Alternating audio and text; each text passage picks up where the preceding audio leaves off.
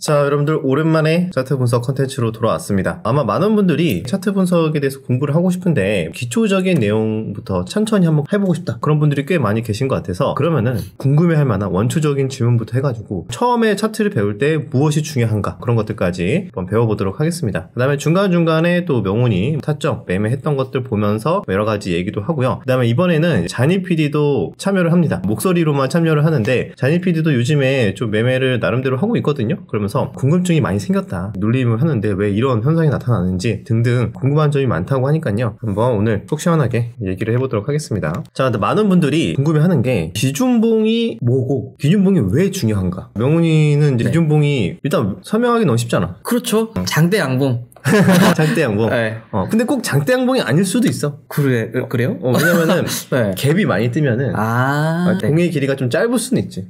그렇죠. 어떨 때는 뭐 거의 뭐 점상 가는 경우도 있긴 해서, 물론 그런 경우는 대응이 좀 다르긴 하지만, 아무튼 우리가 일반적으로 생각했을 때는 장대 양봉이 중요하다, 그렇게 생각을 하는데, 근데 여기에서 단순히 그냥 아무거나 보면서 장대 양봉이 나온 게 다 좋은 거냐, 또 이렇게 초보자의 입장에서 이렇게 물어볼 수가 있잖아. 그렇죠. 똑같은 그림만 그냥 길게 뻗었다, 이거 이쁜데? 라고 하고 매매하는 분들이 되게 많으니까. 근데 그런 분들이 대부분 많이 실수하는 것들이 있지. 그러면 우리가 장대 양봉을 볼 때 뭘 봐야 되는지. 자니 PD가 봤을 때는 기준봉이 만약 장대 양봉이잖아, 그러면 뭘 체크해야 돼? 가장 먼저 해야 할 일이 뭐야? 저는 윗꼬리가 긴 양봉이 싫더라고요. 윗꼬리가 없고 끝까지 그냥 올라가는 그런 기다란 장대 양봉. 깔끔한 상황. 그런 양봉 좋은 것 같아요. 그것만 본다고? 나랑 같이 있었던 거 맞아? 이래서 시작부터 잘 배워야 된다 생각이 드네요. 야, 전이 나랑 한 3, 4년 있었는데, 야, 서당계도 3년이면은 기준봉 볼 때 중요하게 봐야 되는 게 좀 윗꼬리 얘기 하나 나왔어, 지금. 딴 것도 뭐 있어?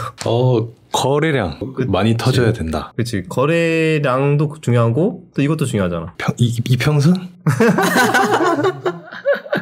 이렇게 당황한다니까요, 질문하면. 명원이가 뭐 정리 한번 해줘봐. 저는 뭐 방금 말했던 거래량, 거래대금도 있고, 일단 재료가 좋으면 거래대금이 많이 붙더라고요. 그래서 일단 기본적으로 봐야 될 게 거래대금이지 않나 싶기는 합니다. 거래대금과 이제 재료는 이제 왜 올랐는지 알아야 되는 거잖아. 왜 오르는지 알려면은 가장 그냥 심플한 게 뭐야? 그냥 검색. 그렇죠. 검색하면 됩니다. 사람들이 종목 선정하는 거에 있어서 뭐 대단한 비법이 있는 게 아닐까? 사실 그런 거 없고요. 올라갈 때 뉴스가 같이 동반이 돼요. 그럼 왜 올랐는지 정도 한번 체크를 해보고, 이유가 없을 때도 있긴 해, 가끔. 그럴 때는 텔레그램에 돌아다녔거나 아니면 뭐가 돌아다녔거나 뭐 그런 이유일 수 있는데, 굳이 그렇게 잘 나오지 않는다면은 가볍게 패스를 해도 괜찮고요. 너무 집착할 필요는 없고, 확실히 명확하게 재료가 나오고, 근데 그 재료가 이제 여기에서는 살짝 약간의 또 경험이 묻어나야 돼. 그 재료가 많은 사람들이 관심을 가질 만한 재료인가, 그거에 대한 판단까지 든다면 이제 우리는 이 종목 선정, 기준봉에 이제 선정을 하게 되고, 장대 양봉과 함께 그다음에 재료도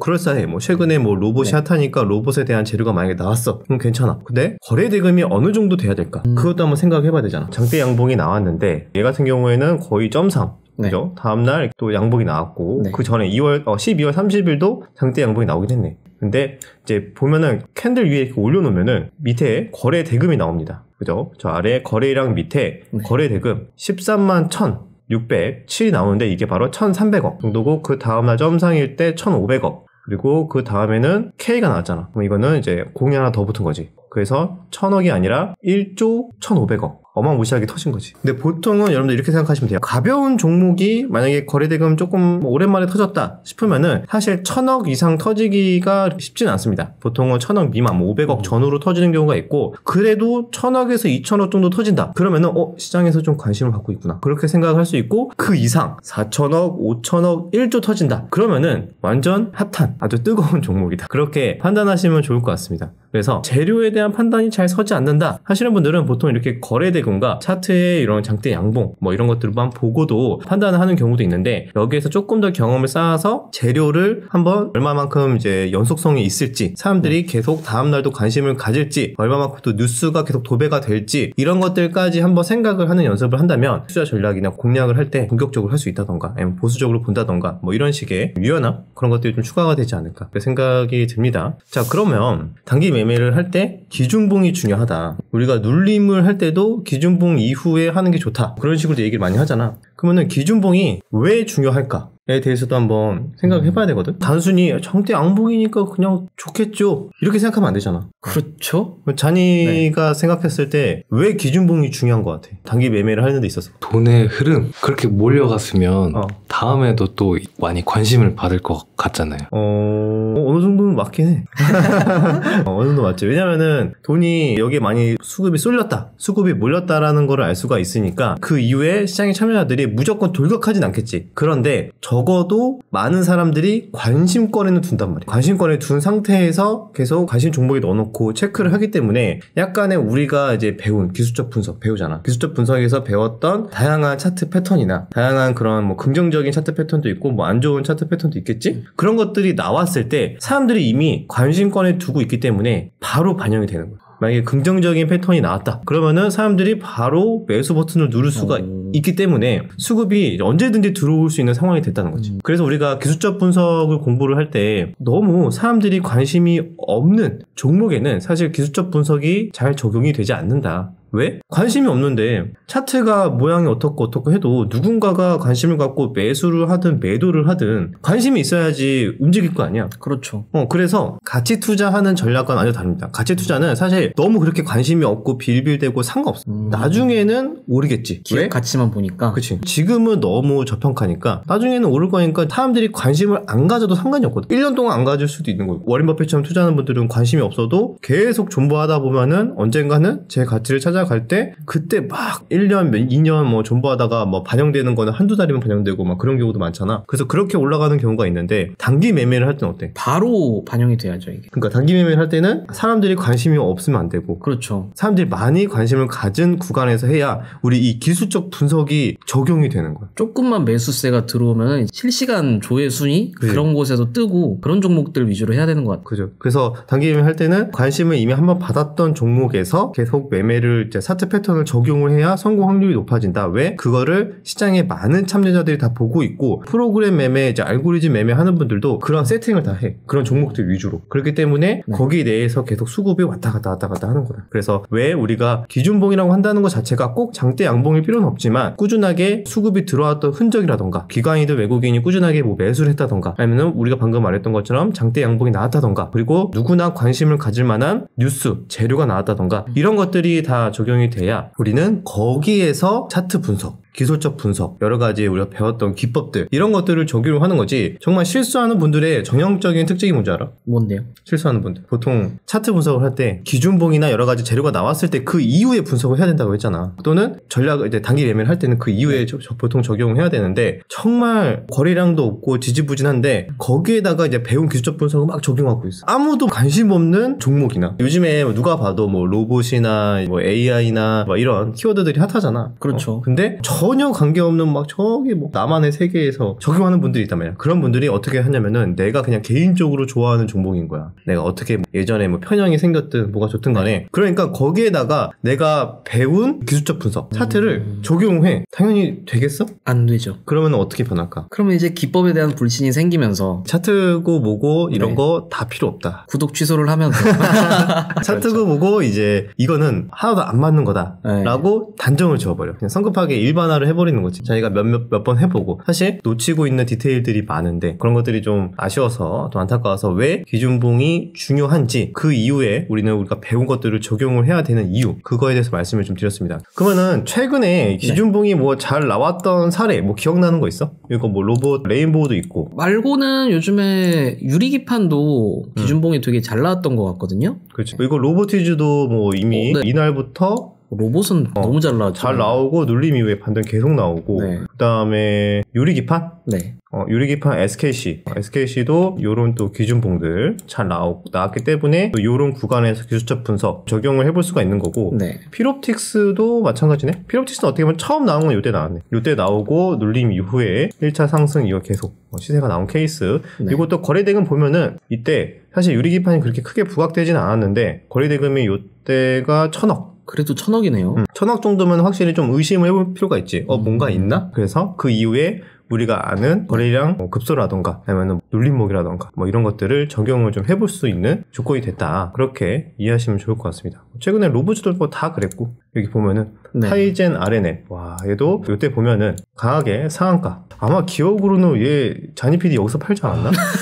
아이고. 자니 PD 여기서 팔자마자 이제 상한가를 갔던 것 같고 그 이후에 많이 올랐다고 생각이 듬에도 이게 하나의 또 기준봉으로 이제 전고점 돌파하는 강한 기준봉이고 거래 대금은 크게 터지는 않았네요. 500억. 그 다음 날이 이제 1,700억 정도 터졌고 그 이후에 또 이런 또 11선 눌림 이후에 또 상한가를 가고 한번 이렇게 강하게 상승한 끼가 있거나 상승했던 종목이 다음에 움직여도 더욱 탄력적으로 움직이는 경향이 있다. 그래서 우리가 기준봉 또는 수급이 들어왔던 흔적들 이런 것들을 왜 봐야 하는지 종목들의 특성들 또 못 올라가는 애들은 또 계속 못 올라가거든. 아무리 뭐 재료가 부각이 되더라도 종목의 특성을 좀 파악하는 것도 중요하다. 그러면은 여기에서 매매를 네. 했을 거 아니야. 그렇죠. 당연히 이게 로봇이 강한데 로봇에서 매매를 해야죠. 명훈이는 네. 이게 지금 명훈이 걸로 지금 로그인을 한 건데 최근에 로봇 중 어떤 거 매매 제일 많이 했어? 저는 이게 똑같이 기준봉이 나오고 그래도 저는 섹터까지 같이 보는 편이거든요. 테마가 형성이 되고 기준봉이 막 여러 개 나오는 테마가 생기면은 거기에서 웬만하면 하려고 하는데 그 중에서도 저는 대장주라고 하는 레인보우 로보틱스 같이 거래대금이 아까 말했듯이 1조 넘게 거래가 됐거든요.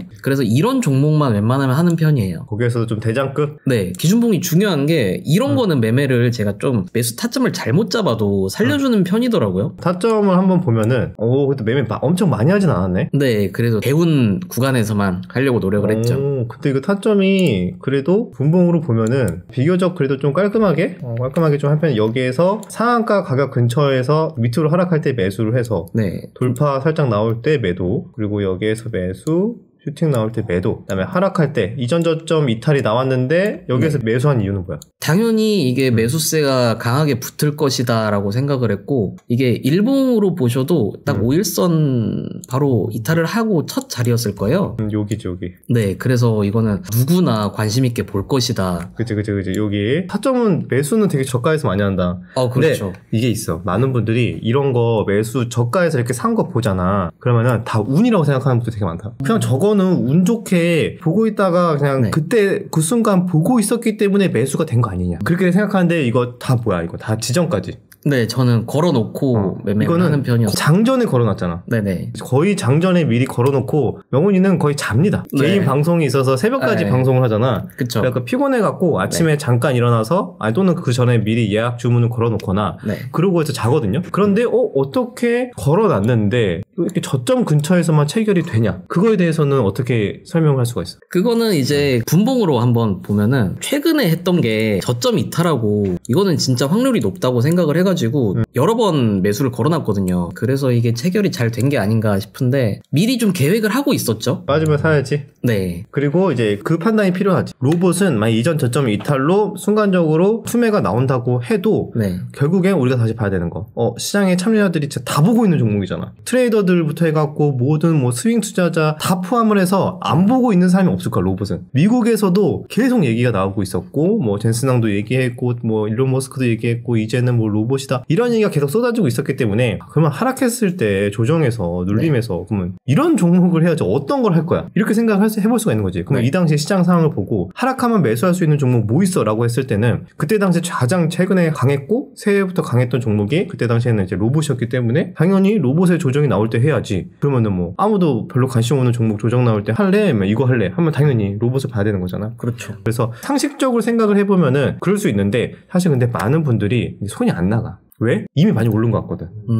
이미 많이 올랐음에도 불구하고 관심이 많으면은 조정이 나온다고 해도 당분간은 더 상승이 나올 수 있다라는 거를 먼저 받아들여야 돼. 근데 사람들이 이미 뭐 상한가 갔는데 어떻게 사? 자기도 그렇게 생각해서 못 샀지. 빠지는 거 보고 무서워서 매수가 안 나가요. 대부분 많은 사람들이 이미 뇌 구조가 하락할 때는 더 빠질 것 같아서 절대 못 사고 상승하고 있을 때는 더 갈 것 같아서 추격 매수하고 싶어. 그런데 본능대로 만약에 매매를 했을 때 99%가 어떻게 되냐고. 손실이죠. 운 좋게 올라갈 때 매매해서 당연히 수익 볼 수도 있지. 그런데 그런 본능대로 더 갈 것 같아서 그냥 더 갈 것 같아서 충실한 본능에 행동을 한 사람들은 제가 봤을 때는 95%에서 99%는 여러 번 매매를 하게 되면 결과값이 이제 표본이 여러 번 쌓이게 되면은 10번에서 100번 이렇게 쌓이게 되면은 결국에는 계좌는 마이너스로 수렴할 수밖에 없다. 확실히 본능대로 올라갔으니까 더 올라가겠지라기보다는 조정이 나올 때 또는 눌림이 나올 때 이런 것들도 그 눌림도 좋은 눌림이 있고 안 좋은 조정이 있는 거잖아. 그래서 그거를 좀 구분하는 연습들 그런 것들을 하고 이렇게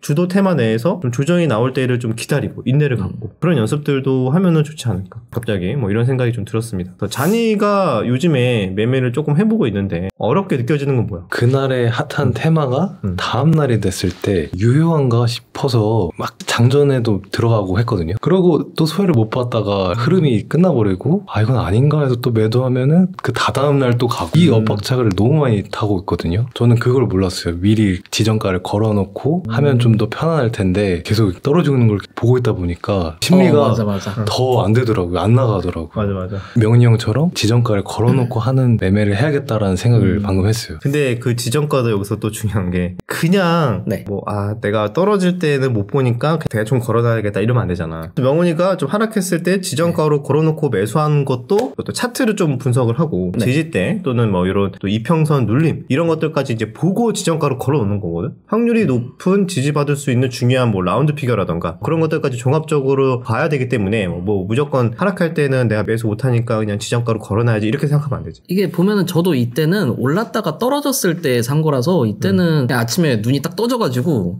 기회다 싶어서 산 거거든요. 근데 이런 게 잔이 같은 경우에는 예수금을 좀 너무 다 100% 써버리면은 이렇게 걸어놓을 수도 없고 그날 주도 테마를 눌림이 나왔을 때 따라갈 수도 없고 이래서 비중 조절이 저는 중요한 것 같거든요. 그치. 아마 눌림이 비중 조절이 진짜 중요할 거야. 왜냐면은 돌파나 이제 스케일 하시는 분들은 사실 몰빵 많이 하잖아. 그렇죠. 거의 뭐 미수까지 쓰고. 그럼 왜냐면은 나는 잠깐 매매하고 어차피 딴 거 할 거니까 매도하고 상관없는데 눌림은 오늘 반응이 나올 수도 있고 아니면은 내일 나올 수도 있단 말이야. 그렇기 때문에 또 그 사이에 또 원하는 또 종목들이 생길 수도 있는 거고. 그래서 너무 한 종목에 몰빵하기보다는 적절히 또 내가 추가 매수할 수 있는 여러 가지 좀 남겨두고 또는 다른 종목도 순환매 도는 것까지 열어두고 운영을 해야 되기 때문에 계좌, 운영관리 이런 것들도 좀 중요하지 않나. 그렇다고 해가지고 부탁되고 뭐 계속 추가 매수한다던가 여러 가지 또 종목 사다 보면은 한 10개 사버리라는 건 아니고 백화점 매매가 되는 분들이 많아. 최악입니다. 그것도 백화점 매매가 되는 것도 최악의 습관 중에 하나고 그러면은 혹시나 또 뭐 미국 증시가 흔들리든 뭐가 흔들리면은 답이 없어져. 대응이 안 되고 뭐 다 손실이 나고 그때는 이제 멘붕. 그래서 이제 포기. 그래서 나중에 까먹어. 그래서 강제 또 스윙 장투로 넘어갑니다. 그래서 나중에 또 계좌 어떻게 해요 보면은 막 종목들이 다 마이너스 30%, 40%, 50% 이렇게 물려있거든? 그분도 처음에는 시작은 그랬을 거야. 분할 매수, 눌림에서, 분할 매수해서 종목들도 여러 가지 또 분산도 하고, 그렇게 한번 해봐야겠다 했는데, 결과는 백화점에 다 막 마이너스 30% 이상 수두룩하고, 대응을 안 하는 거지. 어떻게 하면은, 이게 눌림이라는 게 많은 분들이 생각하고 있는 거. 눌림에서 매수하면은 그냥 주구장창 가져가면 되는 줄 알아. 그렇기 때문에 대부분 결과가 안 좋은 거죠. 왜냐면 눌림도 어떻게 보면은 딱 원하는 조정이나 뭐 원하는 지지대나 이런 또 시나리오를 항상 생각을 해야 되는데 이탈이 되면은 원하는 흐름이 안 나올 경우에는 당연히 손절이 나가야 되는데 그쵸. 마치 눌림에 대해서는 되게 관대해져. 네. 그치? 이것 또한 눌림이지.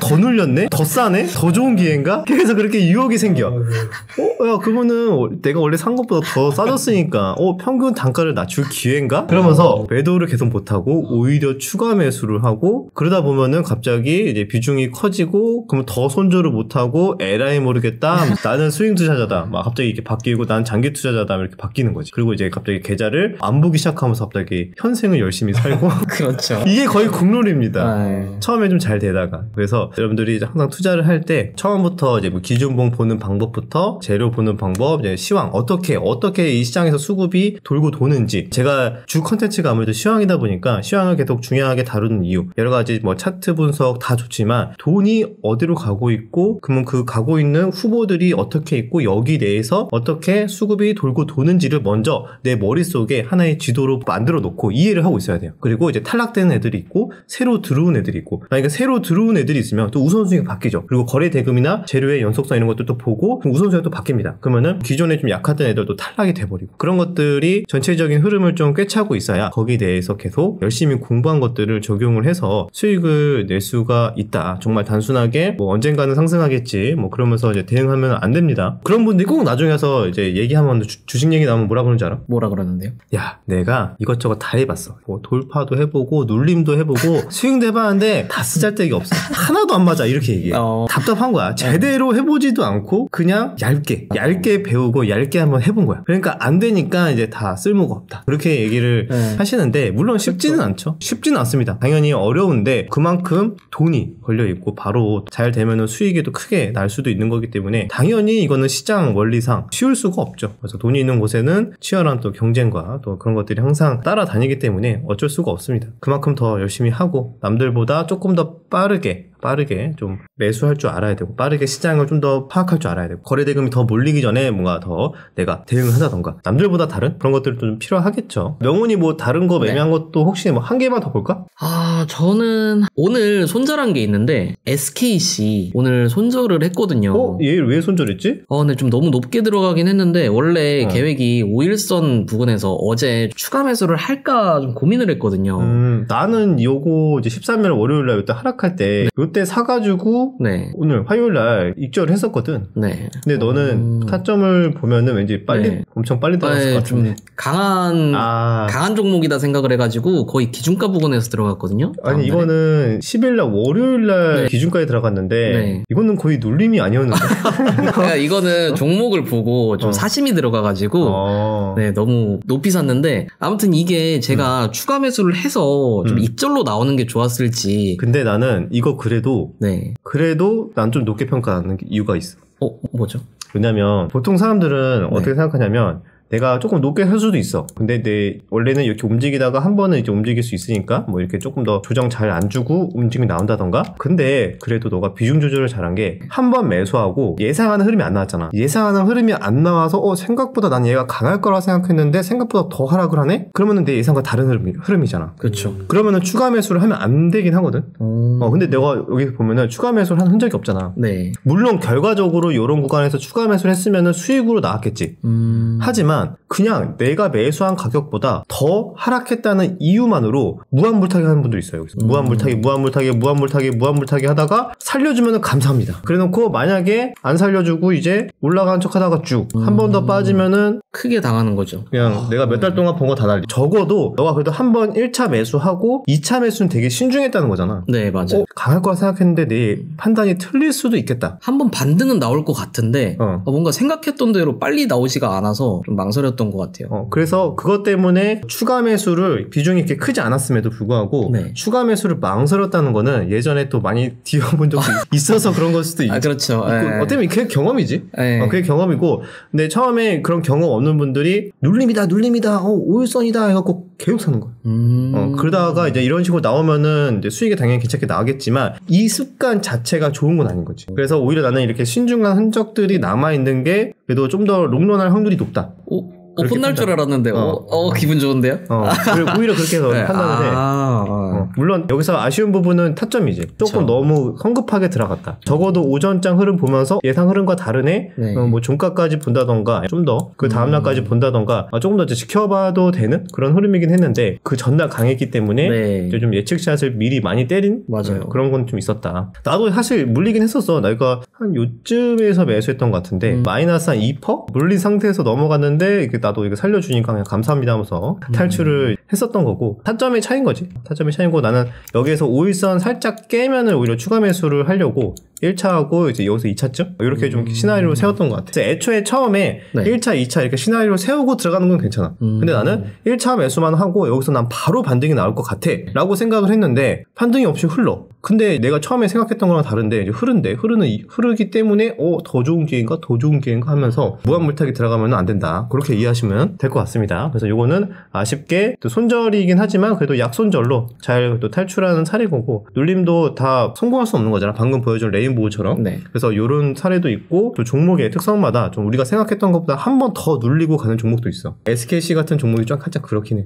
약간 좀 무겁기도 하고 예전부터 이제 특성 자체가 급등주 패턴처럼 바로 막 양음량으로 막 뚝뚝뚝뚝 올라가지 않았고 항상 기관성 흐름처럼 좀 더 느긋하게 좀 그렇게 움직였던 경향이 있어서 그런 것들까지 조금 더 이제 감안을 하면은 좀 더 좋지 않을까 앞으로도 그렇게 생각을 합니다. 지금 이렇게 얘기했던 내용들 좀 많은 분들이 좀 생각하면은 계속 한 번 더 생각을 고민을 해보면은 또 앞으로 매매하는 데 있어서 좀 도움이 되지 않을까 그렇게 생각을 합니다.